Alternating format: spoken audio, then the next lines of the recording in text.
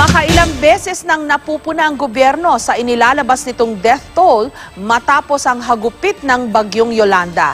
Depensa ng NDRRMC o ng National Disaster Risk Reduction and Management Council, simula pa lang daw, transparent na sila sa death count. Samantala, pinuna ng grupo ng forensics expert na si Dr. Raquel Fortun ang di manoy mabagal na pagpoproseso ng NBI sa mga labi. May report si John Consulta. Ikalawang araw pa lang mula nang manalasa ang Super Typhoon Yolanda, lumutang na ang impormasyong 10,000 ang bilang ng mga nasawi. Galing umano ito sa mga pulis sa Leyte. Agad itong itinanggi mismo ni Pangulong Noynoy Aquino at sinabi sa kanyang panayam kay Christian Amanpour ng CNN na hanggang 2,500 lang ang aabutin ng casualty count. Kanina, nasa 5,240 na ang naitalang patay ng NDRRMC o National Disaster Risk Reduction and Management Council. Ilang beses nang napuna ang pamahalaan. Hindi kaya pinagtatakpan di umano nila ang tunay na bilang ng mga nasawi. Depensa ng NDRRMC, mula umpisa pa lang ay transparent na sila sa death count. Ang pagbibilang sa mga nasawi, tila atrasado rin, lalo pat umalis na sa Leyte ang grupo ng kilalang forensic expert na si Dr. Raquel Fortun matapos di umano'y paalisin ng National Bureau of Investigation o NBI. Lahat kami dismayado kasi nga, trinabaho namin to eh. Tapos nung umaandar na, bigla na lang kaming pack up. Ang grupo ni Fortun ay reinforcement ng DOH forensic team na kalaunan ay binuwag din. Kaya naman, nagpasya na sina Fortun na umuwi na lang ng Maynila. Kine-question din daw kasi ng NBI ang kanilang pamamaraan ng pagkilala ng mga bangkay. Kasi sa amin practical eh, sa dami ng patay. Nung nakapag-set up na kami ng sistema, may gamit na, coordinated with the Office of the Mayor. Ito ang NBI at sinasabing mali daw yung ginagawa namin. At sila na in charge doon sa lugar. And at that time, ito namang DOH, binitawan din kami.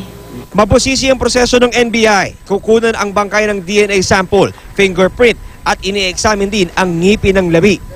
Prosesong ayon kay Fortun ay masyadong matagal sa dami na rin ng labi at sa advanced decomposing stage ng mga ito.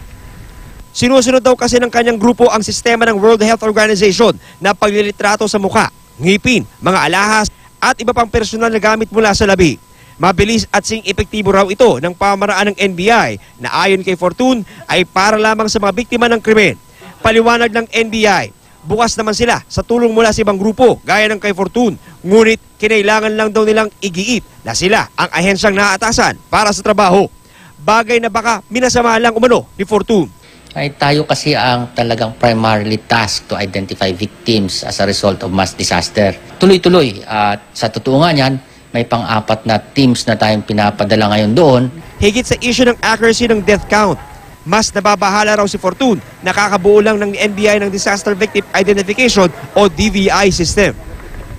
Sa kanyang panayam sa News to Go kanina, binanggit pa ni Fortun ang nakalap ng impormasyon na hindi raw sinasama sa death toll ang mga bangkay na hindi pa nakikilala.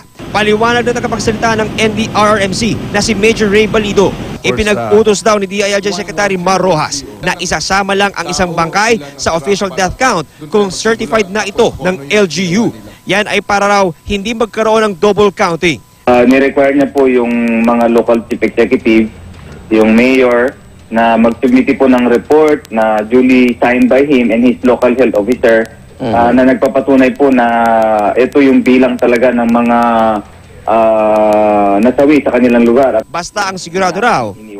Wala pong katotohanan yung sinasabing binabawasan or yung hindi sinasali iba. Nag-iingat lamang po tayo na magkaroon ng madoble po yung mga bilang. John Consulta, GMA News.